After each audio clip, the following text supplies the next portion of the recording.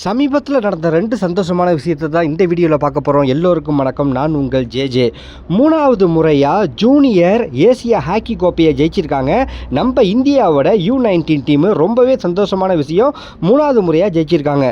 செமியில் பங்காளி பாகிஸ்தானை 5-3ங்கிற விகிதத்தில் ஃப்ளைட்டில் பேக்கப் பண்ணிவிட்டு இறுதிப் போட்டியில் தாய்மண்ணிலே ஜப்பானை வீழ்த்தியிருக்காங்க 4-1ங்கிற விகிதத்தில். ரொம்ப சந்தோஷமான விஷயம். ரீசனாக பிரதமர் கூட வாழ்த்துக்கள் தெரிவிச்சிருப்பார். நீங்கள் எல்லாம் பார்த்துருப்பீங்க. ரொம்ப சந்தோஷமாக இருக்குது. நாங்கள் மட்டும் என்ன சிங்க பெண்கள்ரா அப்படிங்கிற மாதிரி சவுத் ஏசியா கால்பந்து மேட்ச்லையும் பார்த்தீங்கன்னா பங்களாதேஷை 3-1ங்கிற விகிதத்தில் நம்ம லேடிஸ் டீமு ஃபுட்பால் டீம் தோக்கடிச்சு கப்பை ஜெயிச்சிருக்காங்க.